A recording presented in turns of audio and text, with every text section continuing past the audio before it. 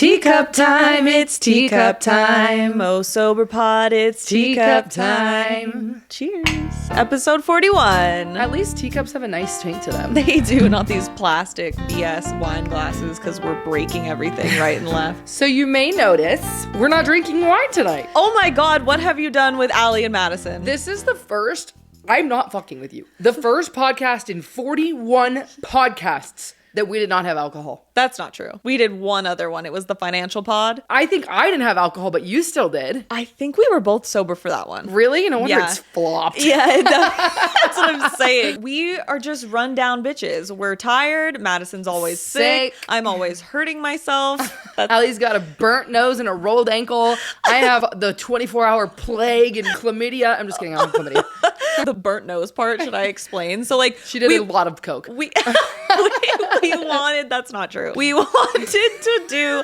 Burnt nose. We wanted to drink some tea, and so I was making Madison tea with my electric fucking teapot because I'm a bougie ass bitch. It's cute. And it was just over there fucking brewing. Steaming up a storm. It was For like, so long, and it's supposed to like, you know, you click, okay, it's black tea, you click the black tea setting, and then it goes, and then it stops, and it beeps at you when it stops. Well, it's going. And like, I put a decent amount of water in there. It was steaming so like much. evaporating off all the water. That when I went to go pour it, there was none left. And so I was like, did it burn the tea? So I went to smell it through the spout, and this steam, I'm not kidding, burned the fuck out of the outside of my like was nose. assaulted. It hurts right now. Like I feel like I touched the stove with my nose. She goes, look at my nose. I'm like, There's nothing I there. don't see anything. I do feel like at some point it's either gonna peel or blister or something. So that sucks. I also rolled the absolute living fuck out of my ankle today, doing legitimately nothing. Existing. Oh, and I was wearing my platform Uggs. And what's so fucking funny about this is I roll my ankle a lot in those, but never anything serious. Like I stumble. But this one I like jumped up and I heard popping. Like it went crack, crack. And I laid there for a second. On like the ground. Not sure. At work. If my leg just broke. And I was just like in shock. I couldn't even like speak. But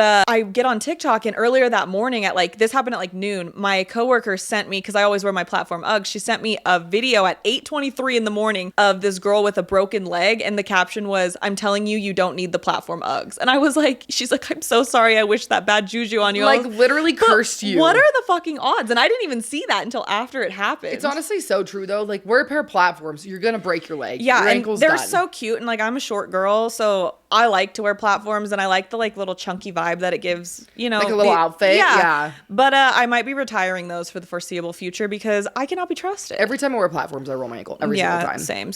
So anyway, we're not drinking wine because we just needed to rest our bodies a little bit. We needed, like, our livers needed a break, our brains needed a break. We don't want to be hungover tomorrow. Yeah. So welcome to the sober pod. We did have a little something else. Yeah. Are you allowed to talk about that? Yeah, we had some kratom. Madison. Is that illegal? Madison, one thing about Madison, she, can we tell the story about the muffins? Oh my gosh. Okay, so Madison is the biggest hypochondriac, but only when it comes to Drugs. like substances. Yeah, not like I don't think I'm sick and I'm not sick, or I No. don't think like something's... Or like she's gonna die. Like basically, okay, if you don't know what kratom is, it's a tea leaf, and it's not approved by the FDA. Like I'm not condoning or endorsing this, but it's, you know, just like how weed is a leaf and mushrooms are a plant. It's in the same, I would say, category. It's not a hallucinogen, and it doesn't get you high. But for reference on like what it does is it kind of like they give it to people getting off heroin because it gives the same like almost like warm blanket feeling that an opiate does. But I won't go on a huge rant about it, but my theory on why it's not approved by the FDA is because I think that the pharmaceutical companies, conspiracy theory, would literally plummet because it helps with anxiety, depression. It's like an energy drug. Like Adderall helps you focus. Helps you sleep if you need to sleep. Helps you sleep. Like so many drugs that the big pharma push on us, like could be replaced with a natural substance. Of course the plant is illegal. So it's not illegal. You could buy it at... Isn't it illegal? No. Oh. No, you can buy it at any smoke shop. Oh, no, I guess it's not illegal. It's not illegal at all. It's literally just a tea leaf that makes you feel good. Oh, no, that's salvia. Salvia, you can also buy it at smoke shops. What? Yeah, no, it's not illegal. It's just not approved by the FDA. So it's not like... Endorsed. Yeah, like you're not going to go be able to buy it at Walmart, basically, or like at CVS. However, I do believe that, you know, do your research on it. Like, don't just go balls to the walls it. But whenever I'm having like a really bad day mentally, or if I have like really bad period pains, I'll take some. And it really does help. Helps with pain, helps with my mood. The reason that I actually found it in the first place, or like liked it and bought some for myself, was because I really used to struggle with depression. And my coworker had given me some one day when I was having a really bad day. And I just remember I got home and I was laying in my bed, and this was like 10 hours after I had taken it. And I just felt so content. Like, that's the only way I could put it. I was like, is this what normal people feel like? Well, I actually read about this a while back, and it binds to the same receptors that opioids do. So Yeah, it has a similar, obviously it's not like taking an oxy or anything. No, but and you don't get like high.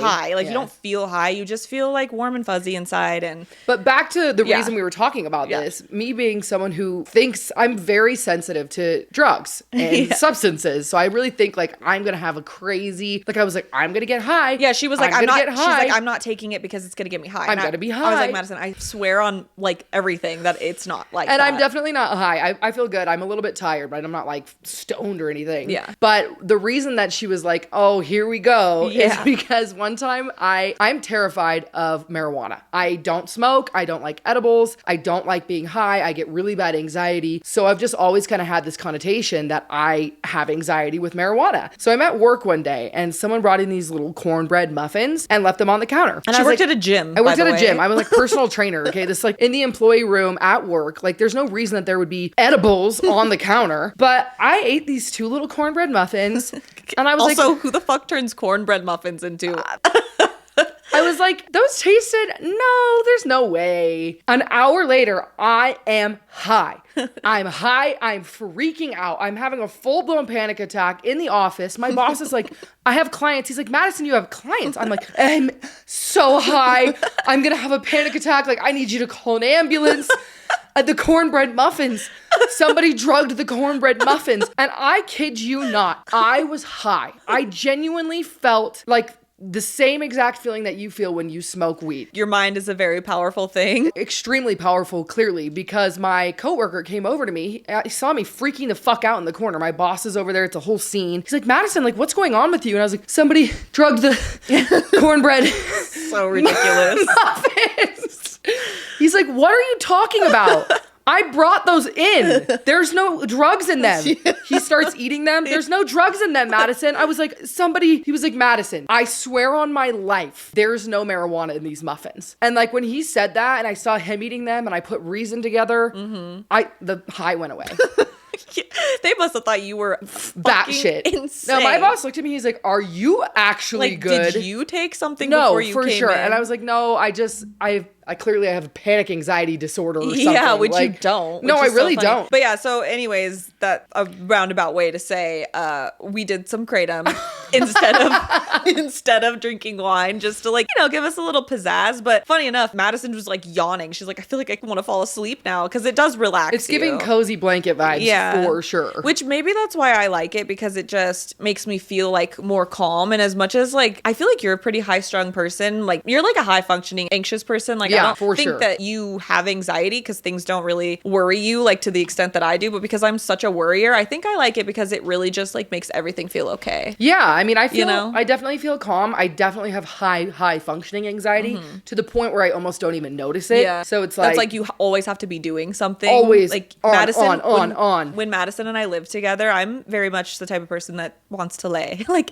I want to do. I will lay. Fucking nothing. Bed rot. Don't talk to me all weekend. Could not 48 fucking be hours me. straight of just not moving from the couch. Madison like would go crazy. 2 hours laying down. She's like, I gotta go. I gotta get up. Yeah. If I don't get social interaction, I am genuinely an extrovert to the point where if I am not being charged by experiences or other people or stimulation, I get depressed, I get down, I get anxious. Like that is when I will feel anxious. And it's so crazy because I am such an introvert. Like I definitely have extroverted qualities about myself. Like I like it to a certain extent, but I do not get charged by being around people. I recharge by being like alone or with someone that I'm really comfortable with. And I feel like a good example of this is Madison has so many friends and she can be around like so many different people all of the time. Whereas for me, I have to either be like my social battery has to be completely full for me to just be around just anybody. For sure. Otherwise, I have to be around. I'm really, really particular about who I spend my time with. And it's nothing against anybody in my life or any friends or people or friends of Madison, it's just like there are few people that I don't feel drained around. Like Yeah. Madison is one of them. I never feel drained. I feel like she charges my battery. Like my boyfriend, like he charges my battery. Like there's few people in this world that don't drain me. And Madison has never understood that because she's the opposite. Like she could be around anybody and feel just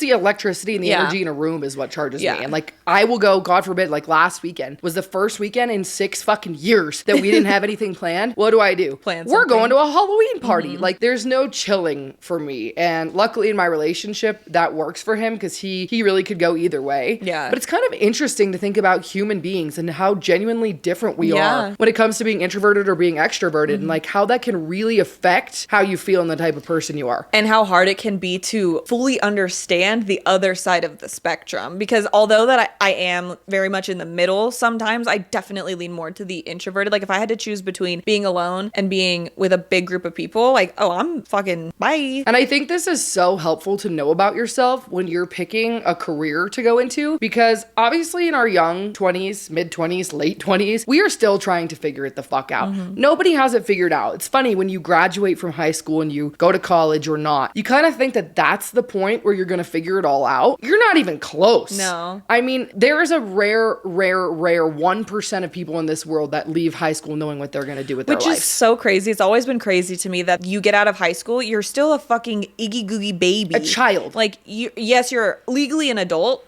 You've had zero life experience outside of living with mommy and daddy. And most people live with their parents till they're 30 anyway. And then you're so. and then you're expected to pick a career for the rest of your life, like you're supposed to fucking know. And like we were talking about school earlier, and I'm not gonna get off track here, but I never finished my degree because I just couldn't fucking figure out what I wanted to go for. And I felt like I was spending so much time and energy and money on all of these classes that I just like I couldn't pick one, and I kept changing my major. And then all I could ever think was how crazy it was that there were other people my age that just were so certain of what they wanted they were to just do. doing it. Yeah. Yeah. And on to like your point, you're a realtor, which you're around people all the time. And like you see people, you interact with people, and I'm a fucking Constantly. editor. And I'm an editor. So I'm like alone all the time. On the computer, I mean, yeah. obviously I have an office with a bunch of people, but my actual job itself, I work primarily by myself. Yeah, which I couldn't.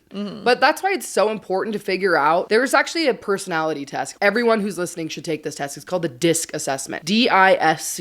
And they make realtors take this, but it's for a lot of different jobs. And it basically determines whether you are dominant, analytical, social, or emotional, and what percentage of each part you are, and basically what career you should go into based off of that. Ooh, interesting. To your point, once again, the Myers-Briggs personality test is another really, really fucking good one. I make every guy I date take it. I make all my friends, all my family. I had a job where they also made all of us take it to learn how to best manage us. And basically there are 16 personalities that you can be, that like categories that you can fall under. There's 4 categories, 16 personalities total. And then within each singular personality, there's 2 sides to it. There's turbulent and assertive, so it's like AT. And you've probably heard about this, like INST or whatever, like those ones. But I swear to God, take this test. It's a lengthy one. It will read you to filth. It tells you how far on the scale of introverted versus extroverted you are. It tells you how far on the scale of turbulent versus assertive you are. It tells you how far on the scale you are of intuitive versus logical. And there's like a couple other ones. I don't think I've taken this. I've made you take this. Oh, But you have? It was a while ago. I'll have to redo it. Yeah, I'm a campaigner. I think you were like a logistician or something. It's very like logical, like driven type personality. Makes sense. And mine is more of like the creative background. It's so important to know yourself, and like sometimes these little hokey pokey tests online. I mean, it's helpful. It's not a hokey pokey test. No, though. and It's- I'm just saying but- there's like you can go online and take any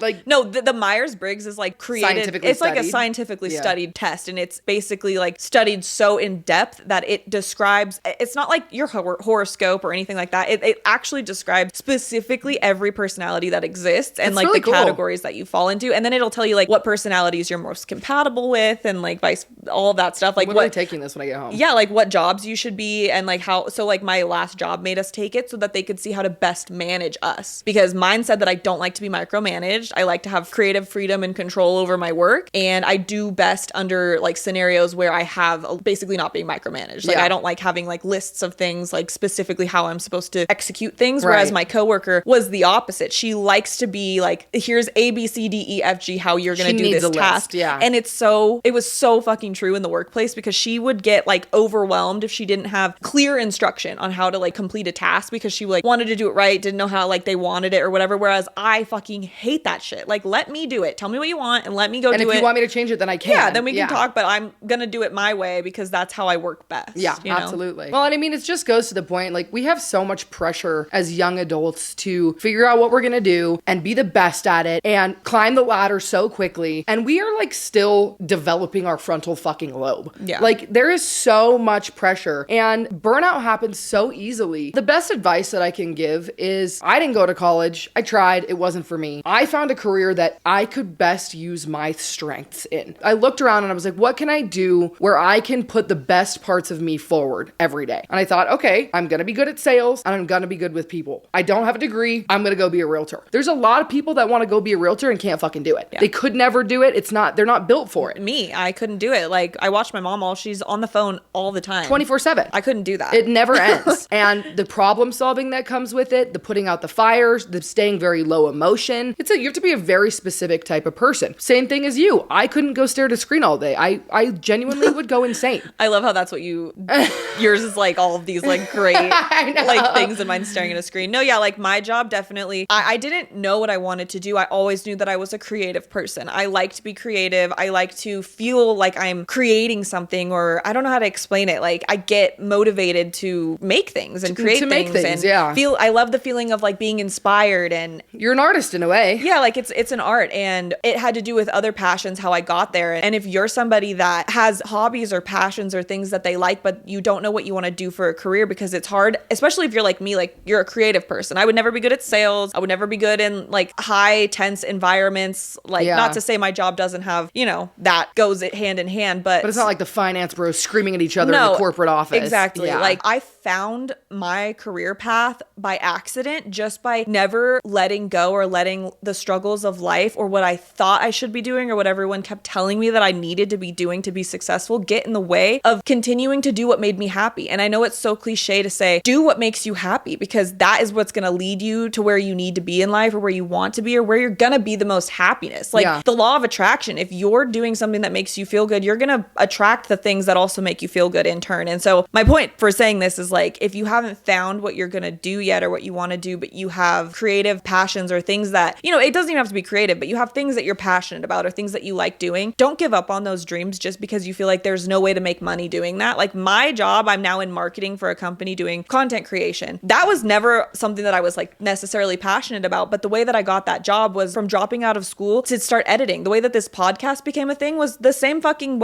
reason. Like, my mom was so mad when I told her that I was dropping out of school because I wanted to pursue YouTube. She was like, what are you talking about? And it wasn't like, obviously I wasn't like, oh, I want to pursue YouTube, but like, I told her, and this is what ultimately made me, and I went back a couple times after this initial story that I'm telling you, but because I just didn't know, and I was young and I was scared, and everyone told me, oh, you're not gonna be successful unless you do it this way. But I knew that I was only gonna be young once, and if I wanted to pursue these things that I found, like music or content creation or whatever the fuck it was that interested me, then now was the time. And I felt like school was always gonna be there, and I could make money doing other things in the meantime and just figure it out along the way. And like, funny enough, I ended up getting a job because of the hobby that I did on my free time when I was making no money, just because I enjoyed it. And you fall into that path because you stayed true to what you wanted to do. Yeah. And I mean, everyone says this, you'll never work a day in your life if you're doing something that you love. Mm-hmm. And of course, in this day and age, it's a little bit more difficult because you can't buy a loaf of bread for $47 anymore. And the minimum wage, a lot of jobs don't pay very well. Like, you have to still put a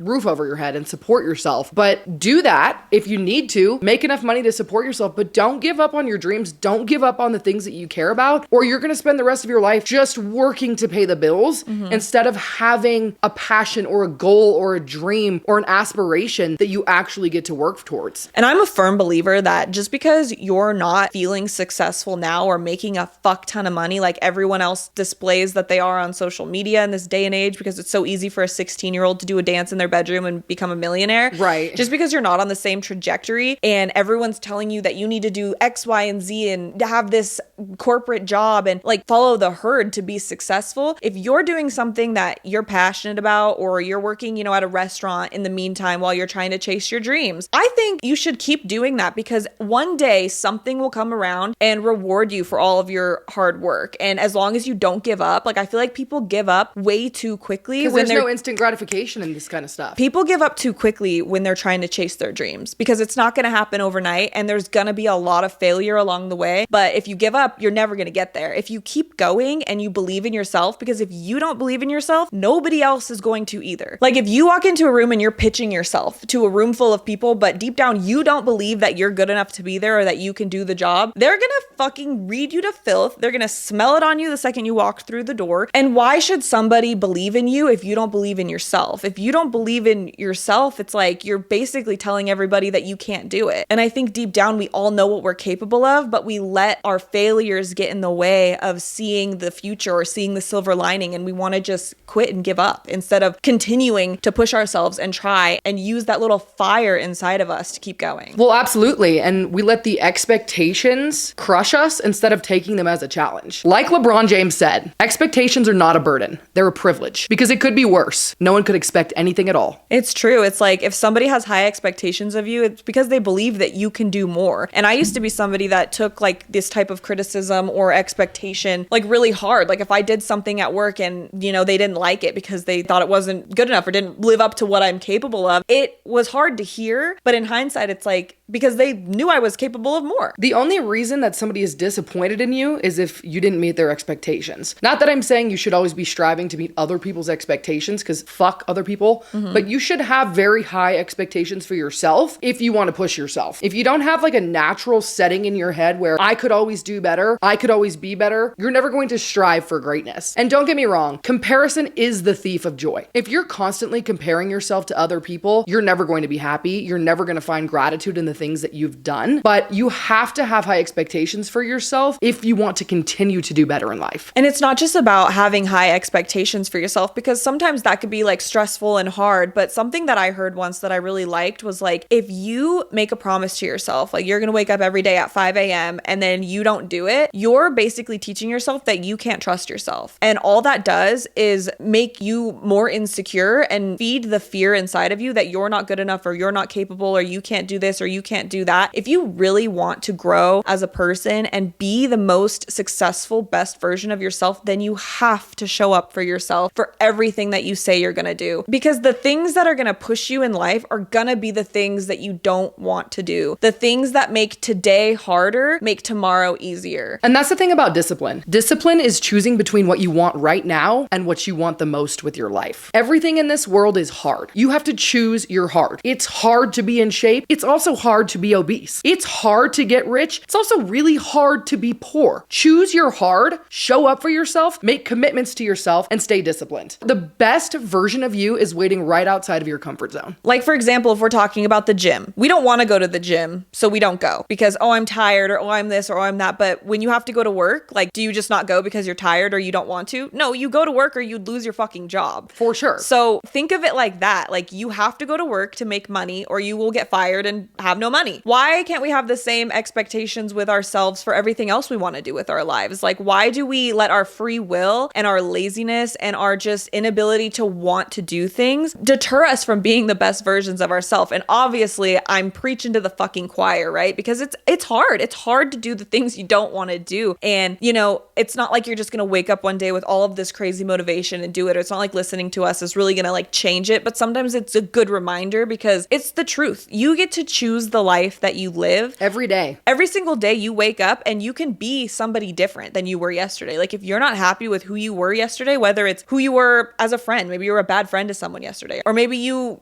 indulged in too much food, or maybe you did something that you're not proud of. Like, that shouldn't carry with you into the next day, and you shouldn't beat yourself up about it because you can always make the choice to change and be better. That was beautiful. Oh, thank you. You're absolutely right. And you do not have to let bad decisions become your life. I feel like that happens really easy. It snowballs. Like, you're like, oh, I was a fucking glutton last night, so I might as well do it again today. Or I didn't go to the gym yesterday, or I didn't go to the gym today, so I might as well eat like shit too. Mm-hmm. Like, all of these little decisions that we make in life come down to consistency and comfortability. If you are really, really comfortable with your life, you're probably doing something wrong. There should be some uncomfortability in your day-to-day. You should be waking up a little earlier even though you don't want to. You should be eating a little healthier even though you don't want to. Should read 10 pages of the book even though you don't want to. All of these little things make you a little bit uncomfortable, but they also better you as a person and make your life better. When your life is better, you become comfortable again. Then you have to push yourself a little bit further. You'll never grow if you stay inside your comfort zone. And unfortunately, as much as we would probably all love to live a cushiony life, like you get to live a cushiony life once you've done all the hard shit, because you're not going to get anywhere by just doing nothing. The definition of insanity is doing the same thing over and over again and expecting a different outcome. And that is true in so many facets of life. And it's very obvious, right? Like, no shit, Allie. But it's like, if you really want something, and it doesn't even have to be a big thing. It could be something small. Like, if you want to be someone that makes their bed every day, then fucking do it. Fucking do it. And be consistent about it, because the more consistent you're about it, the less of a chore it becomes.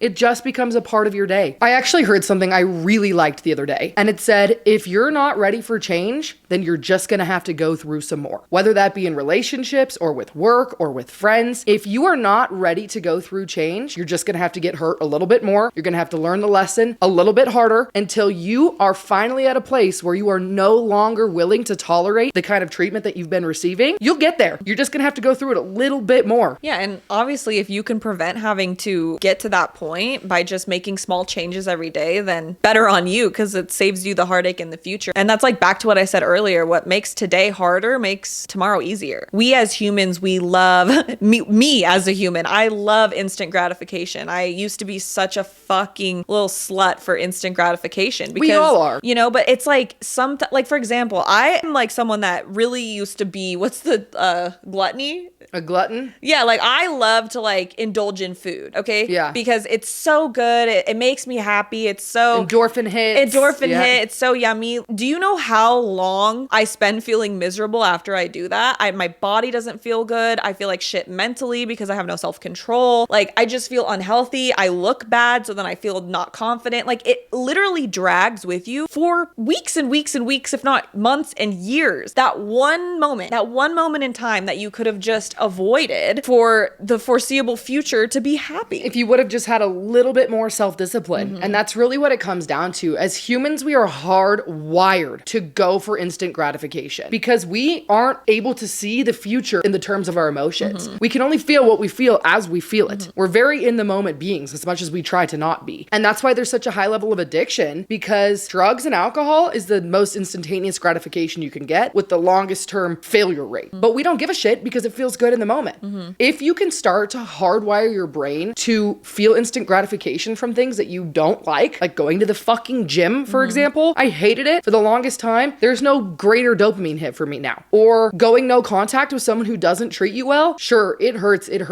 But if you can train yourself and be consistent enough with yourself to get to a place where going no contact actually feels like a win for you, then you'll get dopamine. You'll get instant gratification from that. You just have to do hard things and make yourself uncomfortable.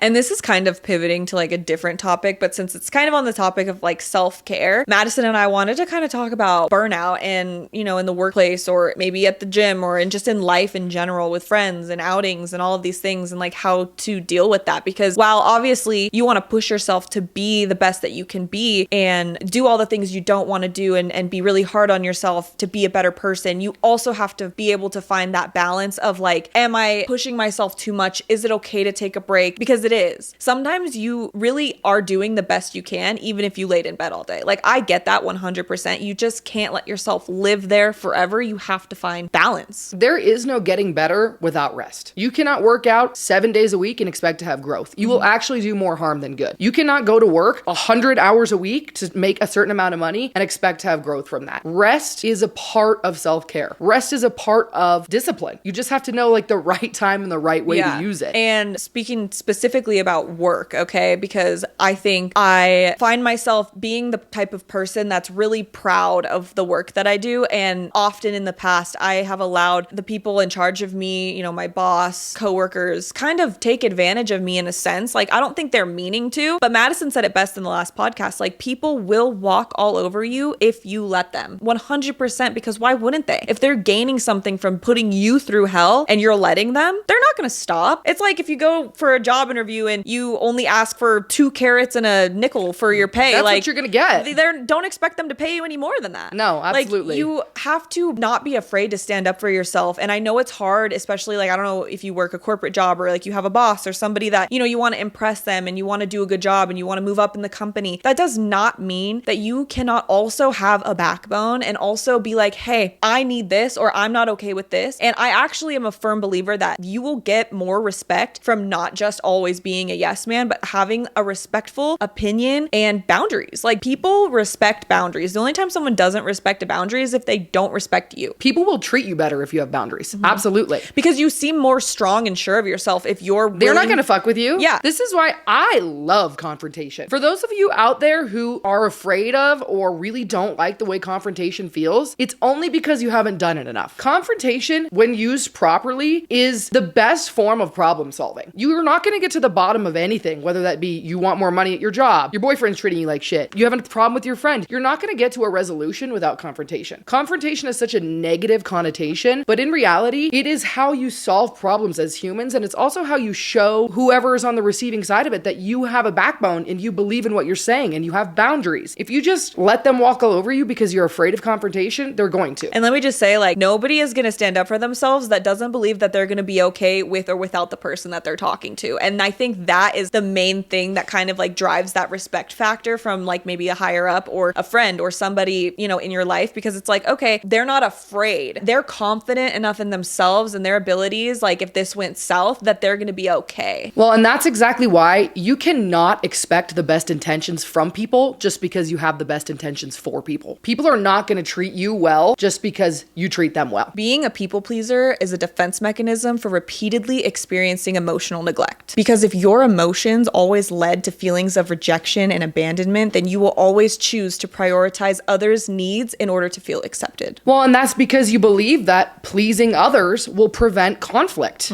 And this all comes back to our society has deeply rooted a fear of conflict in us, a fear of confrontation. And I just want to flip the script on that, like, so hard. I had this conversation with my sister. I had this conversation with my more docile friends. I come across as very aggressive, but there's actually nothing aggressive about me. I'm just not afraid to say what I think is right. And I think especially as women, we are kind of put into a corner where it's like our opinions are not as valid, or we feel like they're not as valid. But that's only because we don't say it with our fucking chest. And I think too, being a woman and dealing with other women are so sensitive and emotional. And like, a lot of women don't handle confrontation well. They get very upset very easily, or like they might take it wrong. That's why you have to like definitely dial in your approach to these things. But I think like in a professional environment, like your boss isn't going to get all fucking emotional. And if she does, then she shouldn't be in her position. Well, absolutely. Like with friends, obviously there's like a way to approach things. But I think the main takeaway is that confrontation is not a bad thing, especially if you're speaking up for something that you believe is right. Because if you're a reasonable, logical person and you have a concern or a thought or a feeling about something that you want to express, like, it should be received well on the other end, even if they disagree. And it's all about respect and confidence. My biggest tip for someone who wants to work on being better at confrontation is practice in the mirror, saying things with confidence. Say what you feel, say what you want to say to yourself in the mirror with the most confidence you can muster. Practice saying no. I think we all resonate with being people pleasers, at least a little bit. Yeah. Especially as women, we have a part of us where it's like, you don't want to be neglected, rejected, or feel stupid. You almost put everyone else's feelings above your own just because that makes you feel better. But if you practiced saying no a lot more often and practiced saying things with confidence, it would start to flow naturally and it wouldn't feel so uncomfortable to you. I've definitely seen this go like south. Like, there's somebody that I know that started going to therapy, and I just just noticed that she started to become a fucking bitch. And I'm like,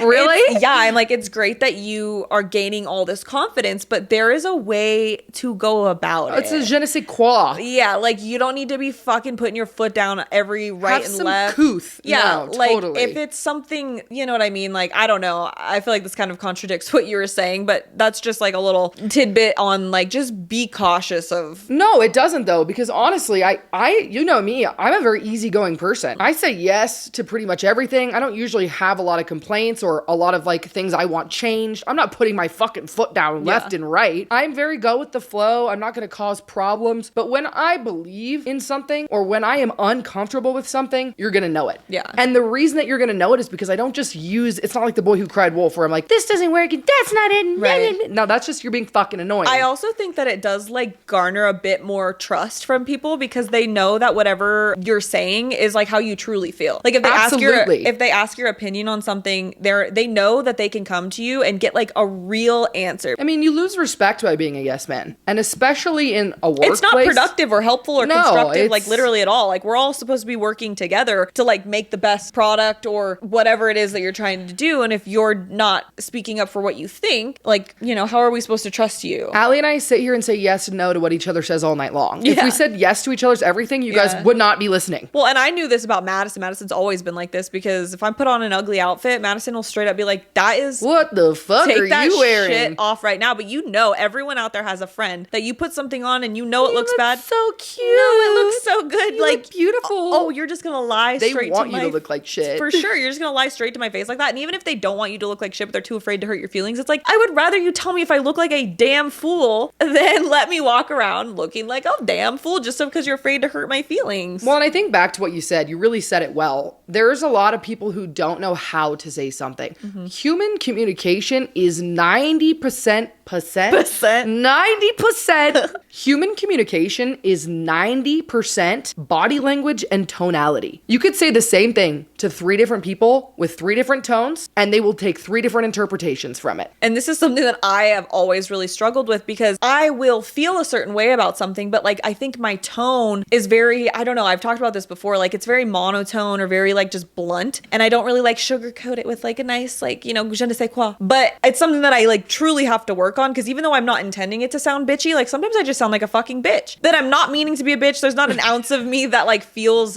like I'm trying to be sassy or like I'm bothered or irritated or anything. And like, I feel like it's just the way that my brain processes and like how my words just come out of my mouth without me like really overthinking how I say it, you know? So like, I understand that it's difficult, but it really affects my life. Like I've gotten in full on like fights with people over nothing because they thought didn't that, have the and same then I'm intention. like Yeah. irritated because I'm like, I didn't fucking say it like that. Like I didn't mean it like that. Like, why are you mad? You know, it's like, it could have all been avoided had I just been more aware of like my tone. Well, this is why human communication has gotten so muddied since online communication has been such a thing, because there is no tonality or body language in a fucking email. Mm-hmm. You know how many times I get text messages from my clients where I'm like, Are you mad? do you have beef? Yeah. No, they don't have beef at all. But what's so funny is like over text, I'm so like smiley face, smiley face, smiley face. Like I want you to know that I'm happy because like there's no way to do that. So it's a clear indicator of how oblivious I am in person. Like because in my brain, I'm like, you know, we're just having a conversation. But sometimes I'll watch like a video back of me talking and I'm like, God, Oh my Allie, God. why do you sound angry? Like I should say my advice to someone who wants to get better at this is take a speech class. I know that sounds insane, but if you don't feel like you naturally have the right emphasis on words at the right time, go take a class and learn how the way that things are said differently or interpreted differently. Mm-hmm. And like you start to pay attention to it. It's like be like, you're a bitch or you're a bitch.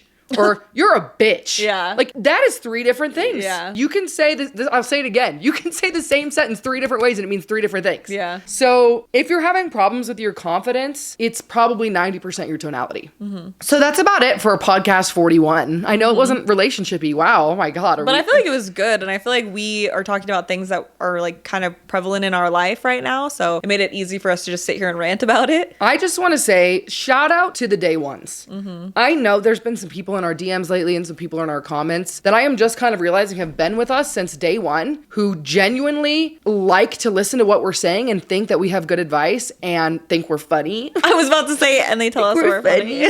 I just want to say, we might not know you personally, but you're our fucking bestie. Like, it means so much to us to have that unwavering and ongoing support. Yeah. If you're one of those people, please DM me.